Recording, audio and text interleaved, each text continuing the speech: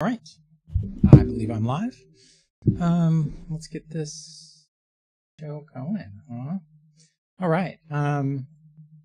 Hey, welcome to Cockatrice Nuggets. This is my first podcast of October, and we're halfway through October, so that is mighty deep in there. A couple things I'd like to talk about today. How my game is going, of course. That is probably what most of you listen for. I want to talk about OSR October, something started by Rob C. in the Down in the Heat podcast. And there was something else I wanted to talk about, and I'll probably remember it in the middle. Let me minimize my Discord here. All right, so let's start out with my game. I don't know when the last time we checked in was, but I believe it was while we were still in the carnival. Today, we skipped last week because not enough people showed up. It seems my group is dwindling. Strange. I've lost one person for sure, maybe two people. We'll find out. And yes, but we've got kind of a all right core of 4 people. Again, I would like to have 6 or 8, so I don't have to worry about canceling. Let's see here. So we've got Brim. He's a cleric who failed magic school. He lost his intelligence and magical hat. Hald is a ranger who lost his brother and his bracelet. It's very significant to him. It helps him remember his brother. Roham lost a multi-tool in the memories of his lost family. Snarkleg is a goblin wizard who lost his knife, and that's related to his safety. Valerica, who was not here, is a wizard who lost her voice. So, the last session, they put together a bunch of clues that led them to confront Mr. Witch and Mr. Light about what was going on. It took them a while, but they finally convinced them to help them get into Prismere to figure out what's going on. They admitted there was something fishy going on. They still didn't admit everything, but they decided to help them get into Prismere. So this session started with a quick verification of purchases and inventory. A couple people bought some other things. I handed out a couple fairy trinkets. They said they wanted to go around and talk to the fairies in the carnival and see what advice they had for them. And at first I was like, well, it's different. It's vague. I just kind of pushed it away because I didn't feel like coming up with several things. But then as I was going through Wild Beyond the Witchlight, I noticed the Fey trinkets. So I had everybody roll on the Fey trinkets table and passed out a few Fey trinkets. Let's see here. So, returning to the carnival, they found out that it was almost packed up. They were ready to leave and just waiting on them. So they stepped through the mirror. The last person through the mirror, the goblin Snarkleg, was held back, and he was told to mind the rule of 3, future, present, and past. Find the alicorn and free the dormant queen at last. And with that memorizing that cryptic sentences, he walked into the mirror, and they entered on the Queen's Way, which is like an overland bridge, I guess. It's like a highway, I guess, that leads straight to the Palace of something Desire. I don't remember what that's called. The Palace of... Let's take a look here. Whoops, I did not mean to do that. Back. Palace of Heart's Desire, that sounds right. Prismere overview.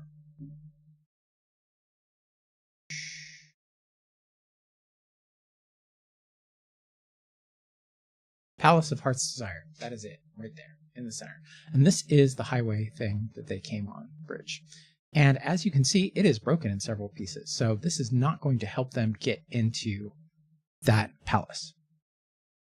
They don't know that it's broken, however, because when they appeared on it, it was abandoned. And I made it more of just this highway, more than just this, I don't know, transportation area direct to the palace. I made it a bridge town from a book that I recently got, a Troika book called Bridgetown.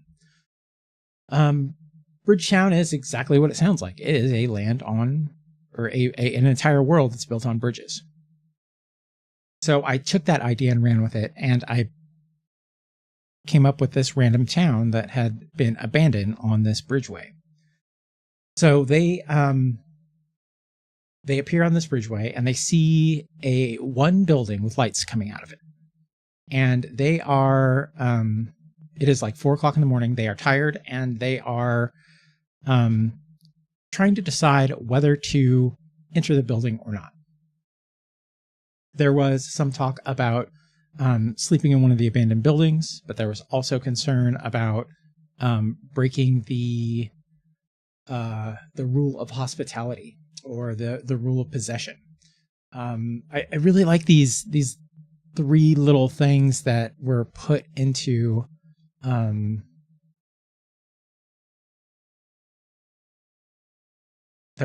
Wild Beyond the Witchlight. Let's see here. Oh, it's the rule of hospitality, the rule of reciprocity, the rule of reciprocity, and the rule of ownership. So basically, people have to be hospitable to each other when they invite them into their house. They have to, be kind to them and stuff like that. The rule of reciprocity is basically, if you give something, you get something, and if you get something, you give something. And the rule of ownership is the things you own are yours, and no one can take those from you. So these 3 things call into question everything that the players have done, right? There was question about removing an oil lamp to use to light the area.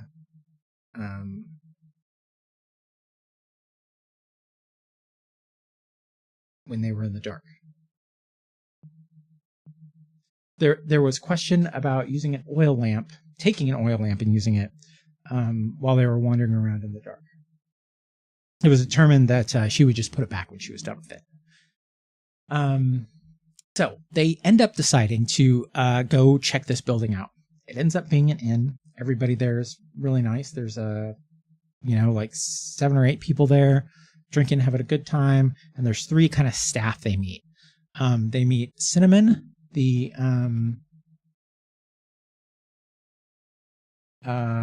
first they meet Rain. Rain is like kind of the barkeep tavern owner.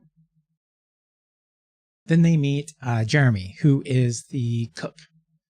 And then the last one is Cinnamon. And Cinnamon is the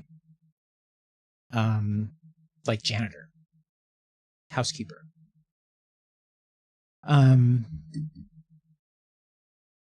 That's weird.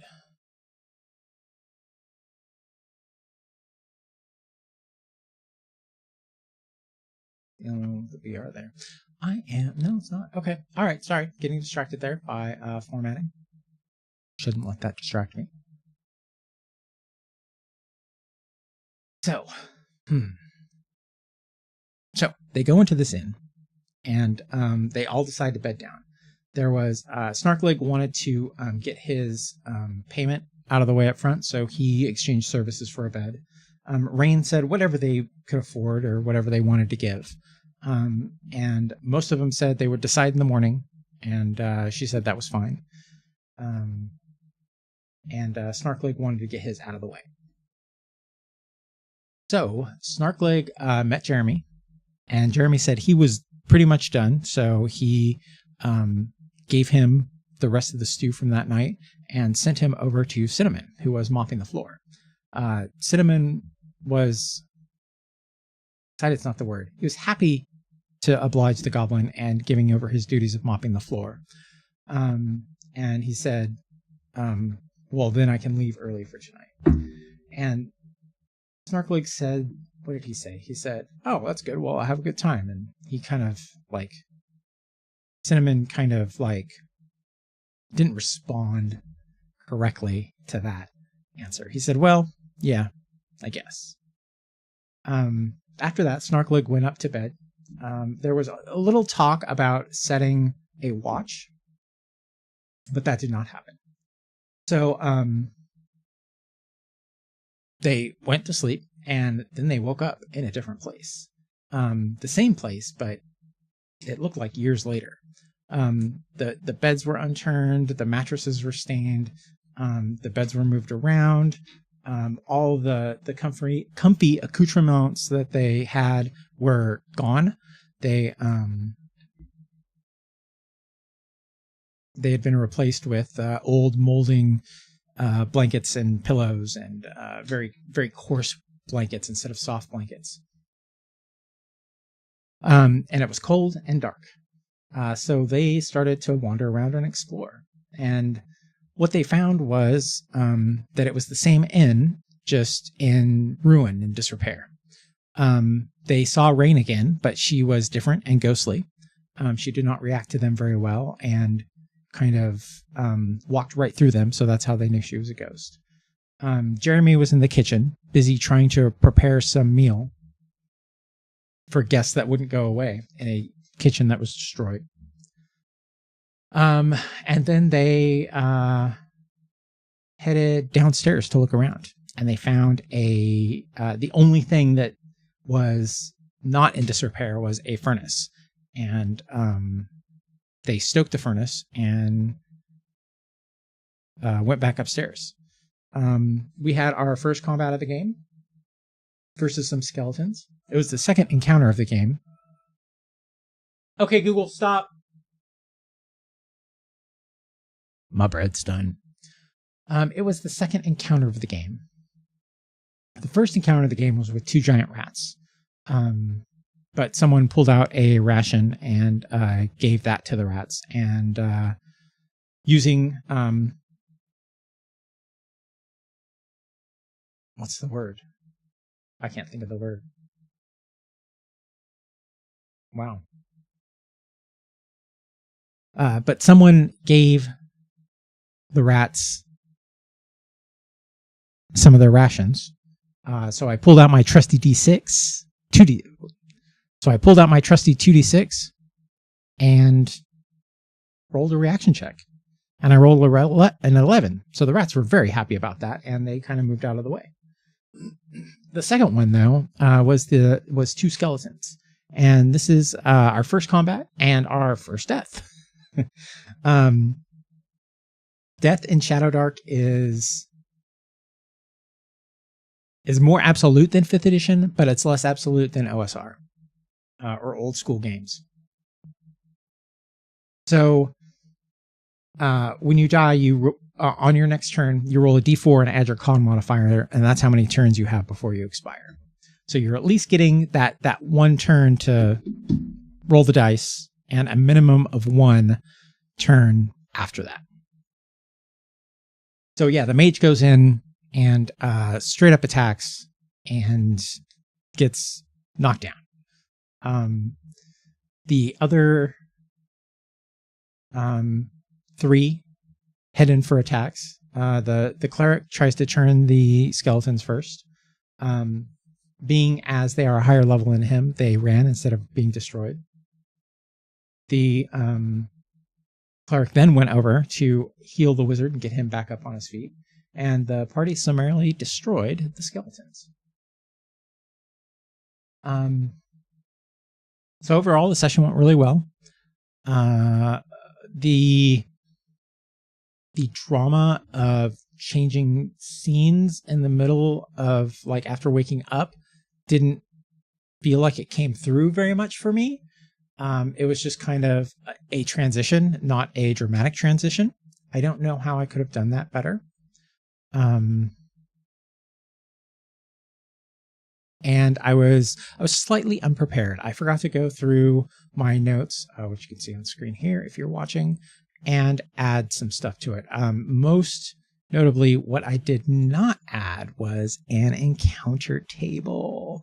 So I just kind of winged the encounters as I went through.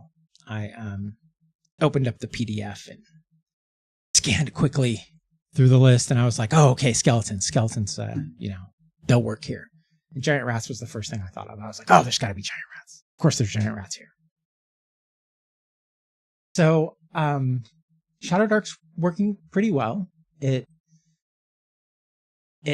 feels, it's got that 5e familiarity, or that dragon game familiarity, right? It really feels like Dungeons and Dragons when I need it to, but when I don't want it, it's not there. So I really like that. There's no, I don't feel the need to roll dice, and the players don't ask to roll dice. They tried to get out of the house, and the front door was locked. So the thief said, oh, okay, I can pick the lock. What do I roll for that? And there was a little bit of excitement. Ooh, first roll of the night. We're already an hour and a half into the game. And I was like, well, no, there's no pressure, so there's no need to roll. And in 5e, I feel like that would have, it feels like that would go against the rules of 5e. Just the way 5e reads, it wants you to roll dice. And Shadowdark does not read like that. It specifically says somewhere, if there is no need for a roll, then don't roll.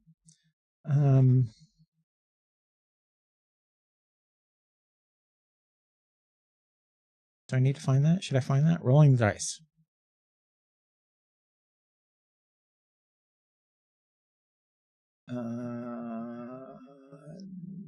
No, doesn't say anything. Making checks, maybe. So the way Shadowdark reads, it doesn't necessitate those rolls. When to roll. Usually you succeed at what you're trying to do without needing to roll a check. For example, a wizard is always able to read magical runes, and a thief always finds a trap if searching in the right area. If you take the time to scan the sky for threats or examine a stretch of wall for a secret door, you simply succeed. Then it goes into social encounters, and the GM asks for a check when the following is true. The action has a negative consequence for failing. Nope, no negative consequence for not unlocking that door. The door stays locked, you're still trapped, but you can attempt it again. Or they would be able to attempt it again. The action requires skill. Skill is in bold here. I'm not exactly sure what that requires. That's asking for. Okay, let's try this again. The action requires skill. So if there was a negative consequence, but there was no skill needed, then there is no need to roll. And there is time pressure. So none of those things were true. Well, one of those things were true. It required skill, but there was no time pressure, and there was no negative consequence for the outcome. So no dice are needed to roll. And I feel like 5e does not speak to this enough. Now, old school games, a lot of them don't use skills, and the ones that have hacked in a roll under system generally for skills. Oh, you want to try that? Then roll under your dex, right? Or thief skills are the only skills in old school systems. So that need to roll came from a literal need to roll, right? The the use for ability checks in old school games came out of the necessity to find some way to fairly decide if you could do something or not. So I feel like there, it also doesn't, require you to roll. And it's not that I don't like rolling dice. I love rolling dice. Dice are fun. People like rolling dice. In fact, someone I listened to, I can't remember who it is, but that's one of their arguments for rolling dice. It might be Sly Flourish. I don't remember. But they were talking about when to roll dice. And they were talking about similar things that I'm talking about. And they were like, sometimes I just roll dice to roll dice, right? Because people have dice. They're playing a game. They're expecting to roll dice. So let them roll dice. I don't necessarily subscribe to that. I understand it. So it goes into consideration when I'm making or letting people roll dice. But really, if there's no consequence for failure, there's no need to roll dice, in my opinion. And these are the games I like to play. I was talking with a friend of mine last night about this, and I really feel like he gets that, and that's the way he runs games. I'm actually playing in a game now, which is very, very odd for me. I don't like to play games. I am a forever GM by choice. And I think that's just because I don't find people who I vibe with on that style, right? Who run the game where the most important things are the questions you ask, and rolling dice is a chance you're going to take. So if you can talk your way around rolling those dice, then it's a better outcome than even a 99% chance, right? Because there's a 1% chance that you're going to fail. But if you can talk your way around that outcome, then that's 100% chance. And I really get that vibe from his game, and I enjoy it a lot. Yeah, so Shadowdark's working good for what it's doing. I think the biggest reason I picked it for this game is because I'm running a 5e module, or a 5e adventure. And it's easy. It feels easier to import a 5e monster into, or 5e stats, I guess, into Shadowdark. Not that I need to do that, right? Than it would be to pull it into something else. But of course, something else is going to have a really easy encounter building. Like Into the Odd, I need a couple numbers, right? And Worlds Without Number, I need like 2 numbers. Most OSR games, hit die is everything. Hit die is their +2 attack. Hit die is their hit points. Hit die is,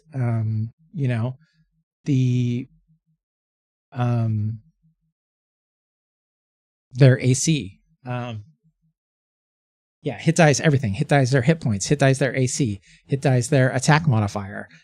It's all very simple and streamlined in old school games. Of course, that's not always the case, right? There are outliers. That's why you have a monster manual, right? Also for special abilities, but really just pulling a monster over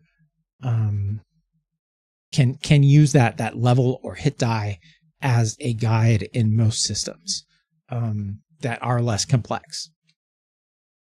So I think even in Shadowdark, there is a section on designing monsters, monster generator. And I've used this, and this goes based on party level. So monsters AC is party level +10. The monster generator throws in some randomness here. So party level -3 to party level +4. It gives it strength and weakness, weird things you can do. But it's really simple. The party level or the monster level is boom, straight across. It's their AC. Again, it's their hit points. Their attack modifier is doesn't say anything about attack modifier here, except in the strengths column. But it's really, really basic. Oh no, here it's the monster's combat result is his attack bonus and level. So the it's party level -3 to +4 will be there. It deals 1 to 8 attacks and has D4 attacks. It deals 1 to 8 damage and has D4 attacks. So it's really simple to do this. Whereas if you look at the 5e, the numbers aren't straight across. They aren't straightforward. You can't convert things straight like that. And 5e monster design is a lot more nuanced than the table in the Dungeon Master suggests. That's why you get the fluctuation of CR across different publishers. Kobold Press monsters hit infamously hard. They are much tougher per challenge level than 5th edition monsters are. And that is because they design them by the rules in the Dungeon Master's Guide. Whereas the 5th edition designers use some secret spreadsheet that they've never given access to. And they give different weight to monster abilities. So, I'm at a point in my gaming career where simpler is better for me. And yes, I do like complex systems, procedures, I do like complex procedures, but complex systems, I'm just not there for it. I like when I can choose to engage with those procedures or not, especially if they're prep procedures. If I can sit down and write an adventure, or if I can go through some 25-step process to make an adventure, I'm good with either of those. But when we're playing a game, it feels bad to me to just cut out a whole swath of the game. Oh, we're not going to use that today because I don't like it. I think a rule system is a contract between you and the players. We put the rules on the table and say, these are the rules that we agree to use. That's why I think it's important in session 0 to change your, or if you're going to change any rules, to let them know up front. I think it's important to keep a list of house rules.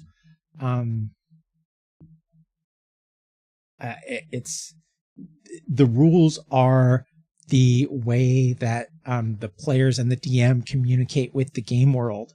So it's very important that everybody's on the same page with those rules.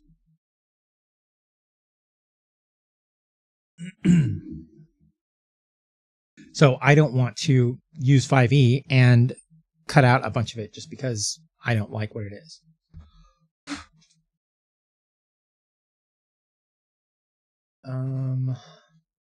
What else do I want to talk about? Potato chips out of my keyboard.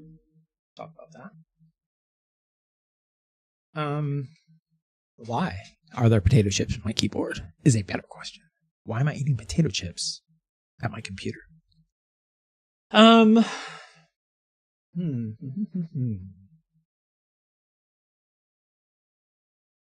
So, I don't know if you've heard, I'm playing in a game. So a friend of mine is running a this is a long-term game. It's been going on for 2 years apparently, and I was invited into it, and it is the system is called Holmes and Clark. Clark is the last name of the person running it, so he has made his own Holmes system, right? His own Holmes.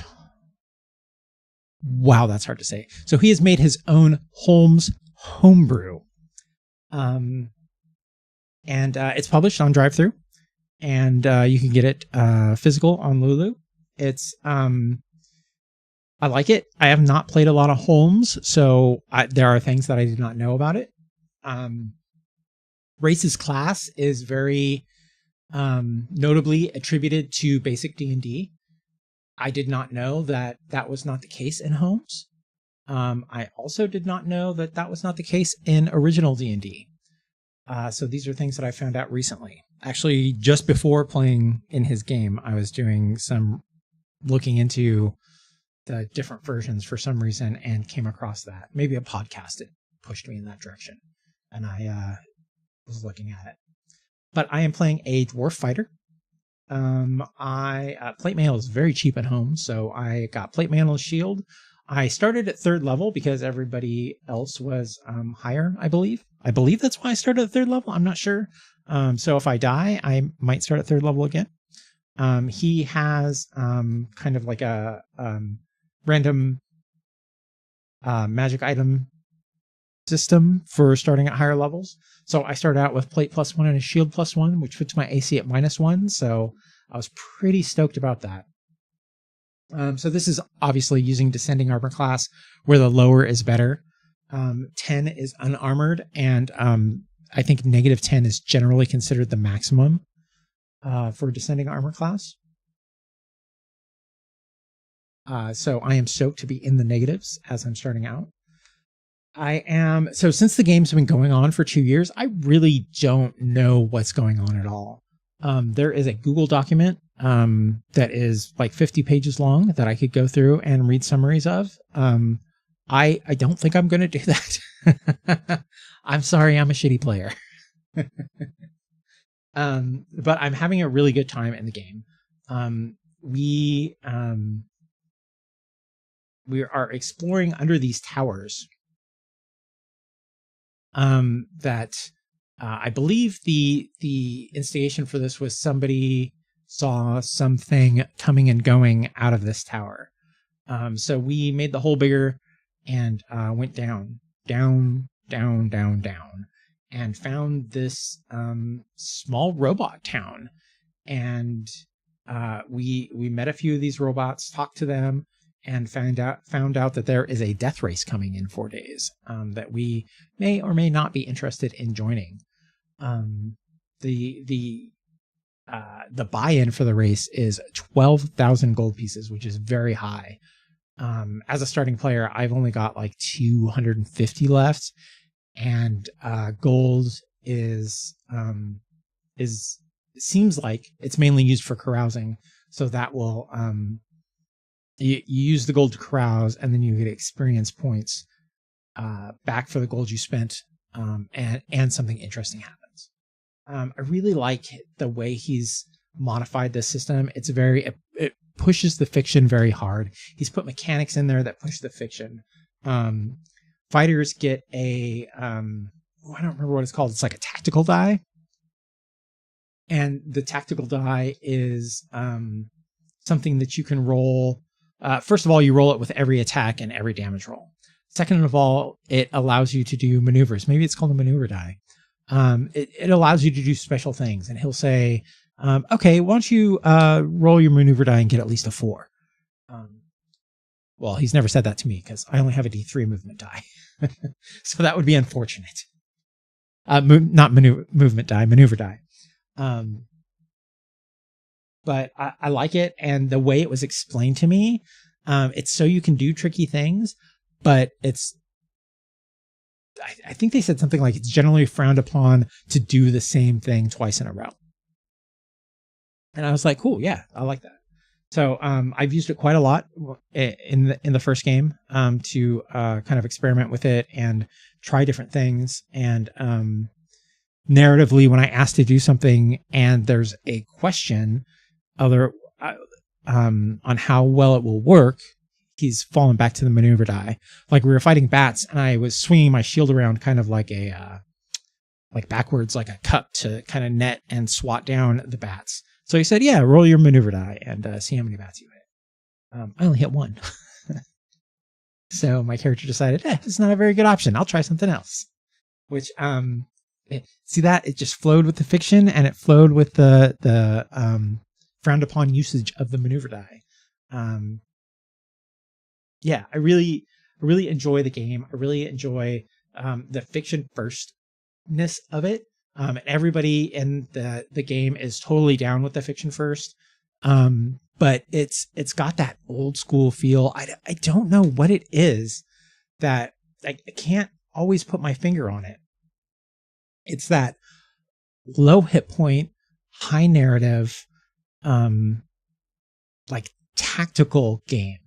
And like tactical is usually thought of in combat, but like tactical conversations, tactical deployment of gear, tactical like procedure to enter the dungeon or explore rooms, or it's there's a lot of talking and a lot of decision making, and that's what I like in my games.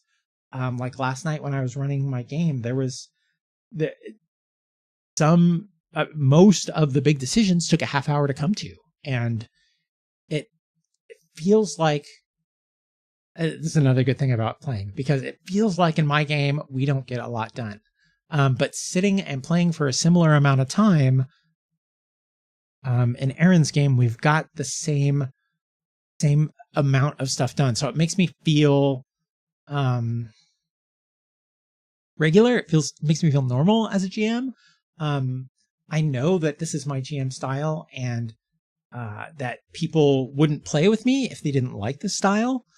So I'm not necessarily like worried about it, but having that little reassurance I'm getting from playing an Aaron's game it feels really good.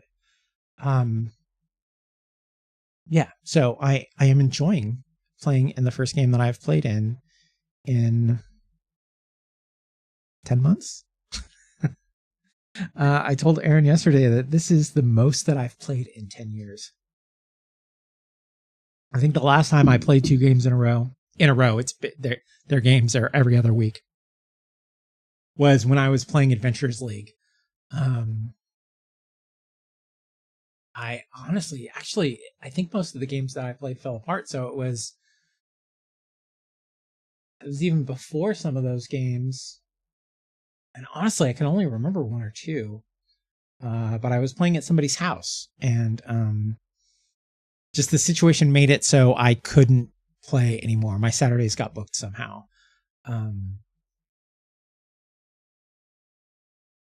But yeah, I played in maybe 4 or 5 sessions of keep on the Borderlands.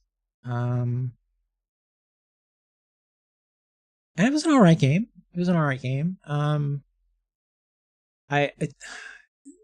It wasn't my style of group, and that's the unfortunate thing about all this, right? When I was playing Adventurers League, I feel like there was I don't know if expectations were set better, or if I definitely know some of the players like really vibed with me and my style of running those games. Adventurers League gets a lot of hate, but I found a good group in Mountain View that a lot of these people were like typical of Adventure League, highly optimized. Adventurers League is very rules driven.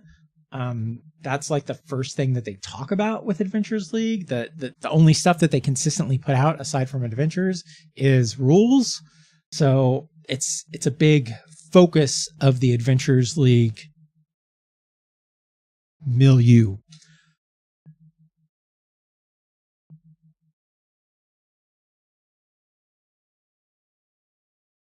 So I think that it's a given that people are going to be familiar with the rules, unless they're new to the game, which I definitely had some new to the game. And that's all right with me. I don't mind that. I like teaching the game. But there was this other part of this group of players, this RP part that everybody really got into, and it was more important that their optimization fit with their role play than being optimized. So, and it was really good to be able to trust the players to like mess with each other and not have to watch them. Right. I remember one session where someone had a wand of friendship or staff of friendship or something like that, staff that casts friendship. So like every time the guy sitting next to him disagreed, he'd boop him with the wand of friendship and get him to agree. And of course, after the spell wears off, he realizes this, and then he'd get mad, and then he'd boop him with the wand of friendship again. It was very entertaining, and it was refreshing to see two players, and they obviously knew each other, but to see two players working together with this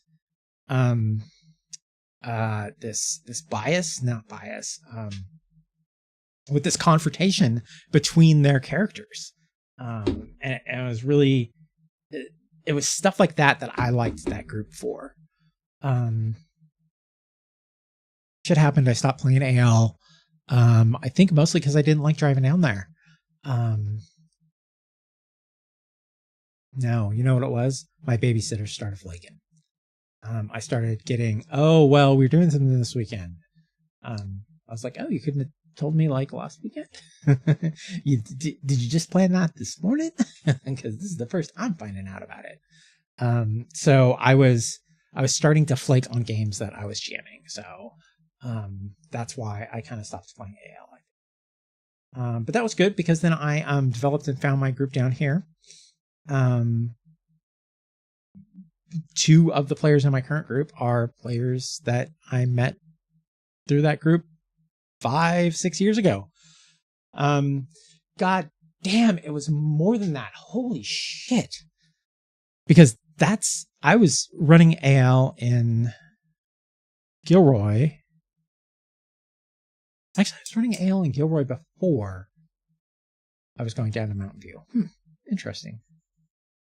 But that was when my son was like newborn. He wasn't newborn, but he was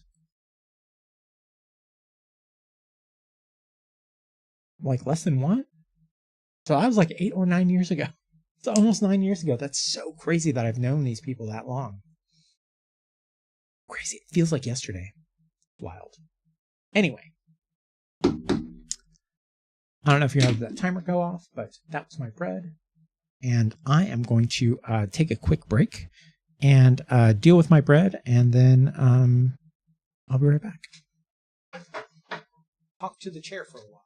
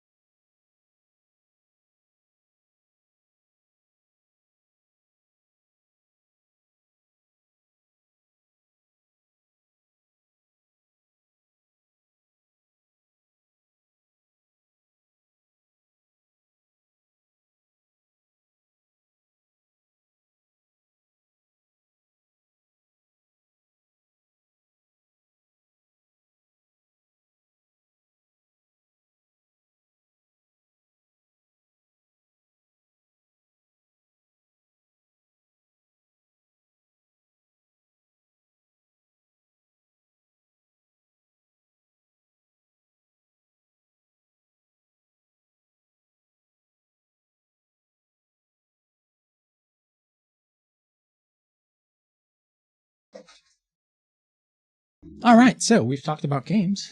Now let's talk about OSR October. Like I said, this was started by Rob C. over at the Down in a Heat podcast. Check it out. He's a good guy, and I like listening to him. If you like listening to me, you're probably going to like listening to him. What is OSR? Well, the OS stands for old school.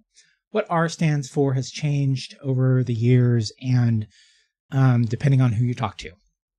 I think the best description of it is old school rules. I don't play or read a lot of OSR, like OSR stuff, as defined by certain people. OSR is TSR era D&D, basically, and stuff formulated around that. So I don't read or play a lot of that.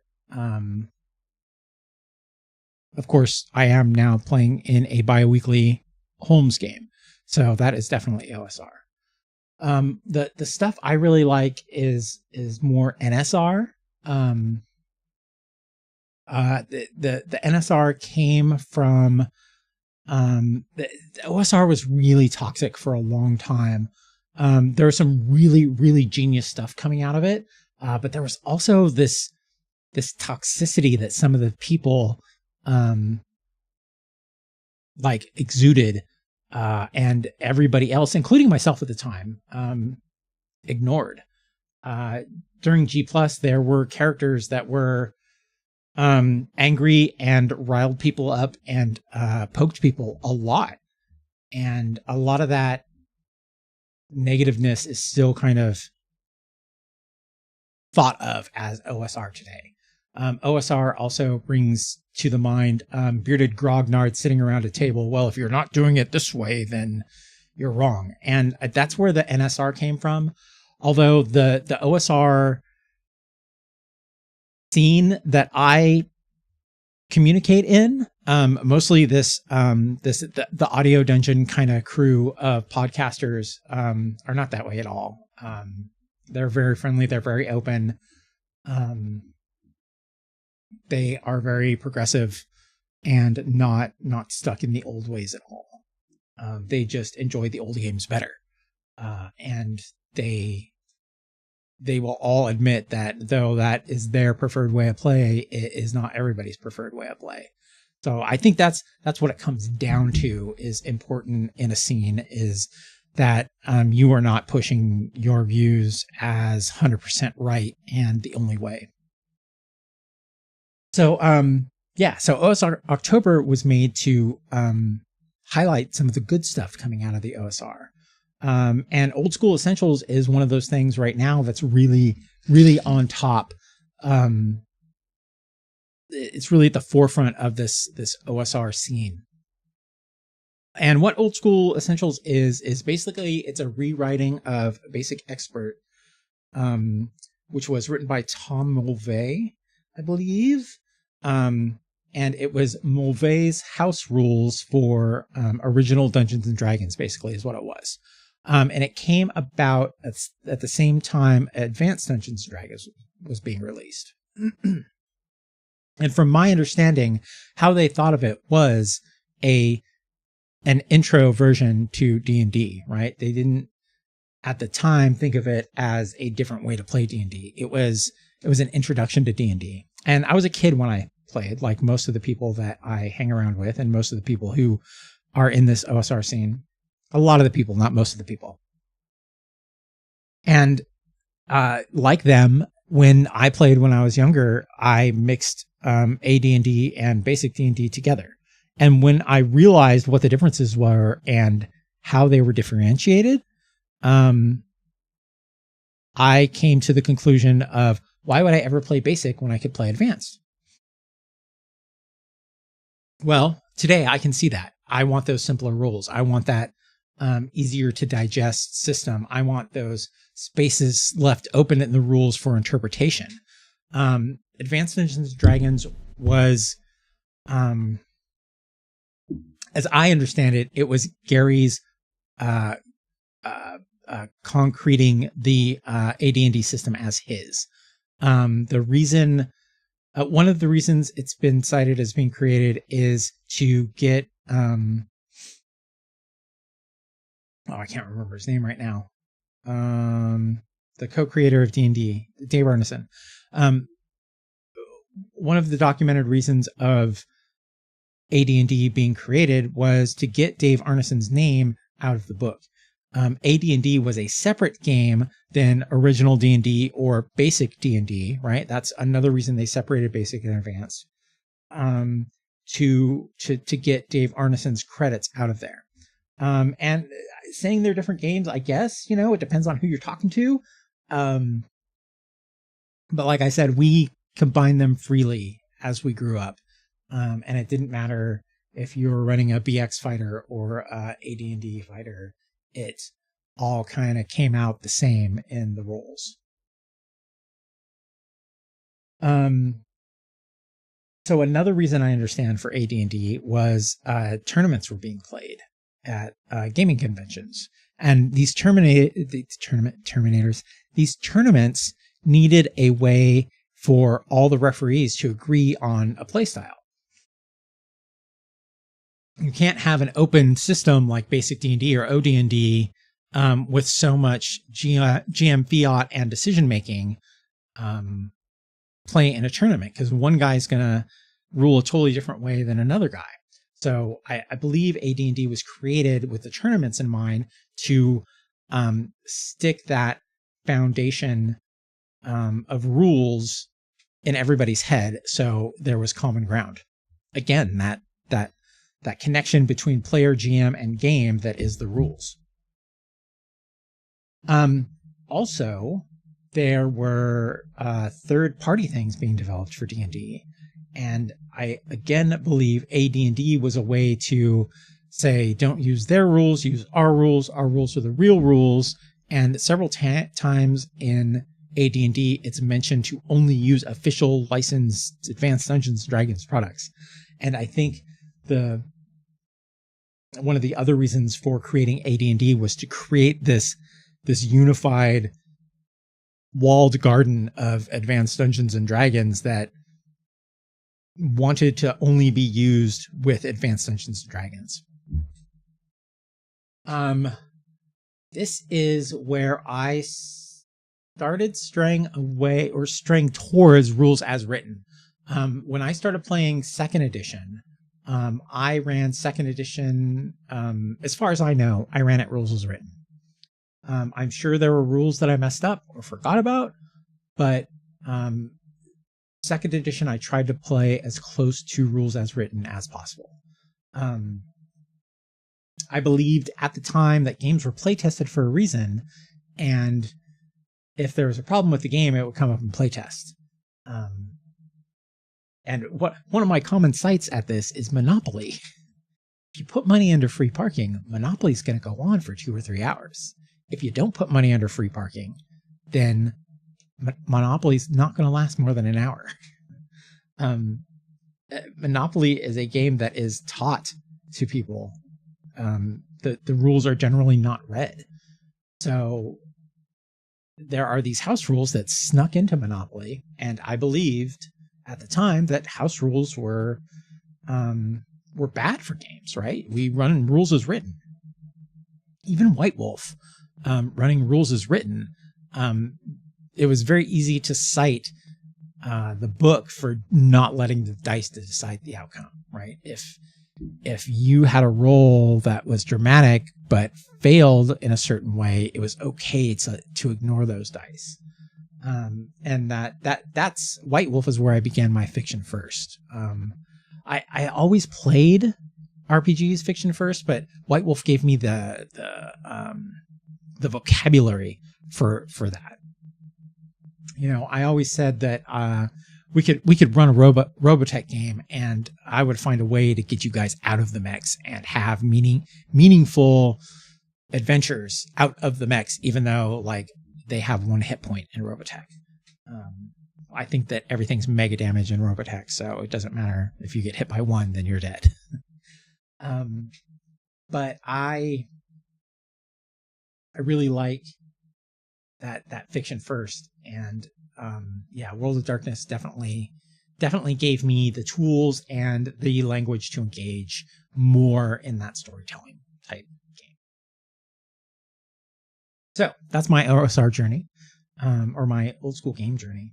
The OSR I started getting into, like I said, with G+, when I came back into 5e and was looking for things to add to my 5e. I found G+, and G+ was this bubbling cauldron of role playing, right? It was like I went there for 5e, and the 5e stuff linked to other stuff, and there was this whole scene of old school stuff that it was amazing. Like, these creators are still making amazing things, just odd, crazy stuff.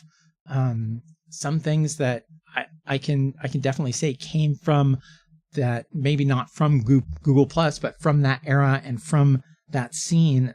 Some stuff like James Kolb, even though his books are labeled 5e, they are most definitely not 5e books. Their stat blocks are about half the size of a 5e stat block, and it is very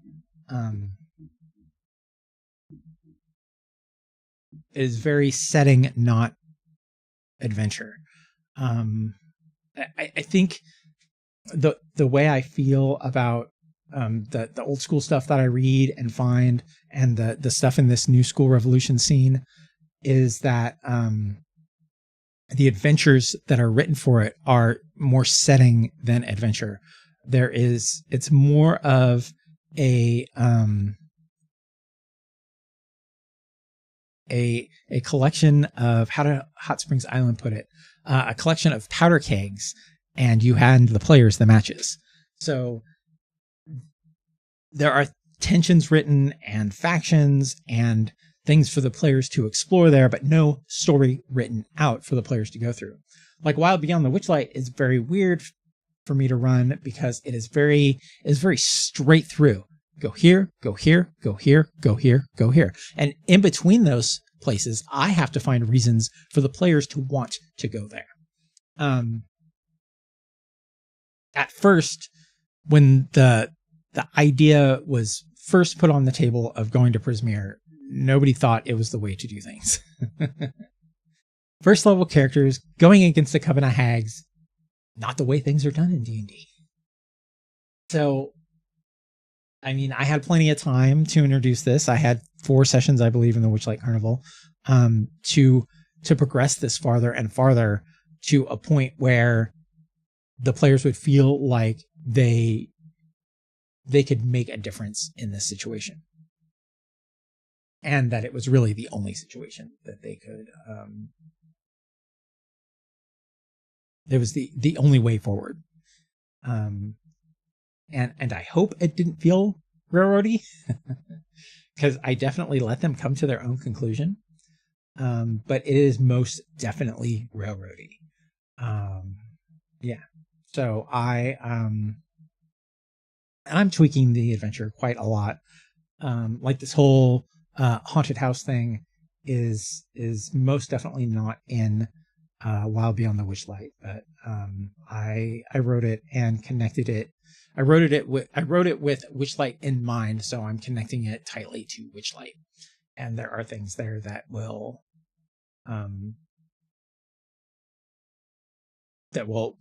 inform the characters and empower the characters to make decisions later in the game. Okay, so some of the good stuff right now that's coming out of OSR. I've been really into zines lately, and most of my bookshelf behind me is zines. No, well, maybe not. There's a lot of hardbacks up there, but a lot of it is zines, and a lot of it is kind of hidden. I have a lot of stuff in storage right now that's zines. I've got at least 100 zines. I've probably got more. But some of the great stuff that I am finding now, Gary's Appendix. This is amazing. This is written by Jeff Jones. He does a podcast as well. It's not written by Jeff Jones. It is produced by Jeff Jones. I know he has an article in here. But basically what this is like a little dragon magazine, right? So going down the table of contents, we've got bestiary, and what he did was he went through the old school essentials bestiary. On the cover, it says it's for old school essentials. So there is some branding there and brand recognition. But from what I understand, he went through and he's going through the old school essentials bestiary and adding stuff to it. I think this month is different because it's a Halloween issue. So he kind of picked some stuff out. We've got a Freak, Gargoyle, Ghoul, Golem, Hellhound, Mummy, Shadow, and Zombie. And what he does is he goes through and not only like reprints the stat block, but he gives it some more lore, plot hooks. And I think that like 4 plot hooks add a lot to a creature stat block, right? And that's it's one of the things I really liked about first edition and especially second edition. Second edition had these huge spreads of monsters. I was watching a video by, I think it was Daddy Rolled One, going through the Monsters Compendium for second edition, and just the breadth of description given to these monsters was immense. And I miss those older stat blocks that say how many are appearing, or what their base intelligence level is, kind of how they're grouped together, how they socialize, like all that stuff was in second edition, and it makes me want to go out and grab a second edition Monsters manual. But I've got too many monster books. Got too many monster books. I think my favorite right now has got to be the Monster Overhaul by Scribbles. I think it's everything I need in a monster book. It's got some layers in it. It's got those things that I was talking about, the number appearing, how they act, their social structure, that kind of stuff. And it's all the way it's grouped together is very nice. And it's a good monster book with a lot of good information in it. All right. So moving on through Gary's appendix, issue 3 here. We've got a brief issue of death, The Hodag, Legends of the Supernatural Part 1, Raised Dead, Salt and Garlic, and Draugr, Undead Vikings. Let's take a look at Raised Dead here. That's on page 30. So what is the purpose of death in a TTRPG? Often it sets tones. If your characters can die easily, as in almost all TSR era versions of D&D, see there, it's referenced again, TSR versions of D&D. That's the old school considered versions. Then life is cheap and death is swift and quick. The players are not special, even if they are the protagonists. They are not heroes. Their success, their continued survival is not guaranteed. They're articles that talk about gaming and not necessarily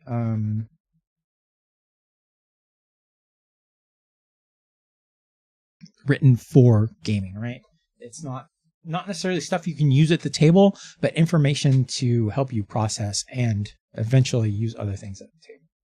All right, so Gary's appendix, that one's good. I like all the stuff Jeff Jones is putting out. He's putting out Scoundrels, which is a traveler zine, which he's thinking about switching over to Mothership, which, I love Mothership. I've got so much Mothership crap, and I think I just need to run a Mothership game. All right, Jacob Fleming, another Kickstarter guy who is very prolific. This is his 3rd book, Scourge of the Northlands. And he's got these great looking maps. They are topographic maps. So it's a little different than normal. It's different to read than a normal map. But it helps you visualize the terrain once you get used to reading a topographic map. And basically this is his adventures are hex crawls. This is one of the bigger ones, it looks like. I haven't gone through this yet. But basically he's got a bunch of wilderness locations and generally a big dungeon, each of these books. Let's see. And it comes with all the stuff like a regular adventure would come with. He's generally got good plot hooks. He's got a lot of information. It's very detailed, and again, it's this setting that the characters are walking into instead of a an adventure that they're being pushed through. Jacob Fleming, Scourge of the Northland. All right, and this one is by, what is his name? James Floyd Kelly, Runes Fantasy Zine. This is number 1. This is something that he is starting to do. Also, I just want to say these covers feel so good. They've got this soft feel. I don't know what it is. It feels like I don't know. It feels like rubber coated paper. But all the zines are starting to use it now. It's very nice feeling. I love it. Anyway, so Runes.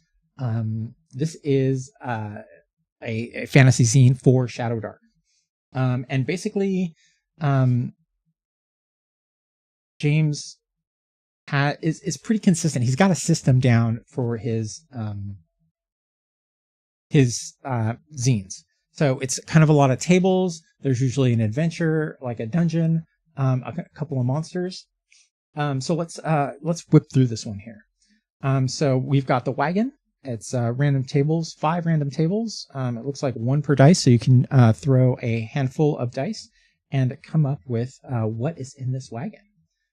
We've got a menagerie here, or menagerie. We've got a menagerie here. So a couple of monsters, a wizard, friend or foe. Again, roll some dice and find out who he is. Comes with a little miniature. Not something I'm going to cut out of a zine, but hey, maybe someone will. A night out for the fighters. So this is kind of like a carousing table for fighters. Again, friend or foe. We've got what's looking like a dwarf, maybe barbarian. Relics from the dark, a couple of magic items. And also he makes these little scroll cards to print out and hand to your players.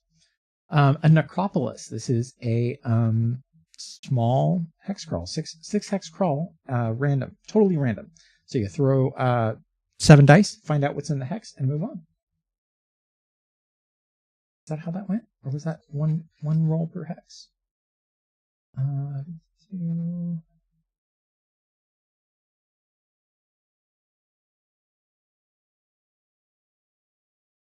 Oh yeah, it looks like kind of each hex is a different table, D8 table. All right, Erebos the Mistweaver. This is a famed wizard. Found trophies, a 2 table, so there's 64 combinations of D8s here. Of a trophy: horns, head, claws, skull, hand, teeth, wings, cloak. Another friend or foe here. This is a looks like a necromancer. More menagerie. A couple more. A strange altar. City library. Here is a bunch of different books. And here is the adventure right here. And the adventure should take up the rest of the book. Almost the rest of the book. We've got another page of cutouts. A couple more monsters. Half orc in the corner.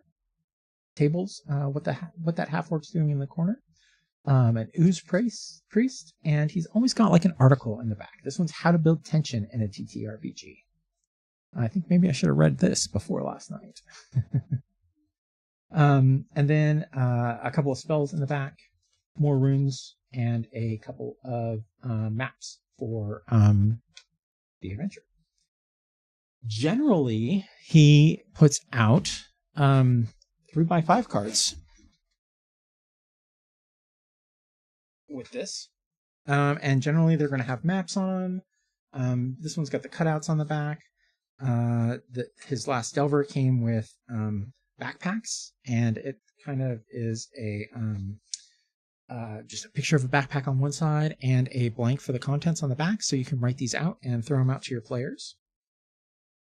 Let's see, what else do we have here? These treasure cards, potion, book, chest, scroll, pouch, and a key. You can cut them out, and on the back it has a place for you to write what they are. He's got some little character sheets for Shadowdark. That came with the Runes zine, of course. More potions cards. More little maps. More character sheets. More maps. Some sort of book texture. What is this? Oh yeah, this is a book. It has a book cover on one side and a book written on the inside. And then he has scrolls, all kinds of cool stuff from this guy. He likes putting out like fiddly bits, little accessories, in the form of these 3x5 cards. And then we have Delver, also by James Floyd Kelly. And this is the same thing, except it's for OSE. And it's got the same sort of themes. Not themes, it's got the same sort of structure. Bunch of tables, adventure in the middle, bunch of tables at the end. And he started doing these cutouts. So yeah, those are James Floyd Kelly is got a lot of stuff out there for DMs. It's very useful if you need something quick. It's something to flip through for inspiration, definitely. And then we've got this Weldig, I think it is. Whale, Wael. And it's one of those funny AEs, right? So yeah, so I think it's Waeldig, right? Waeldig. Yeah, Waeldig. We got this Waeldig here. And this came from a Kickstarter, I believe, and was sent to me for free. So I got this for free. All right, yay. This is a very interesting book. The weirdest thing about it is it just jumps right into who you are. Like the first page, there's no introduction. There's no what's going on here. It's just a bunch of tables. Who are you and why are you going to the north? And who sails to the north with you? And basically this is like an expedition into maybe like the North Pole. It feels very Viking, and it feels very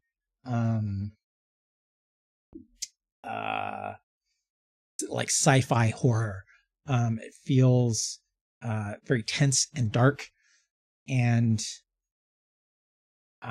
it expresses itself through these tables. And that's a lot of what this book is. It is a book of tables. And what it reminds me of is the depth crawl structure. Even though it's not a depth crawl, he's got a system for making little dungeons, and basically it's rolling dice and putting them together in a pattern. So little like 4 to 5 room dungeons. And then he's got like 6 tables on what these things are, like areas for these things to be. And then and it feels really, really depth crawl to me, because you use these tables to put together things and make little dungeons.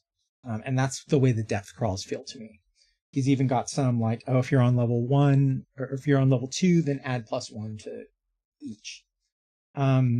He's got a bunch of odd creatures. Swollen digester. Resources are scarce in the frigid and polar north. Reusing and recycling is a key aspect in the life of this icy place.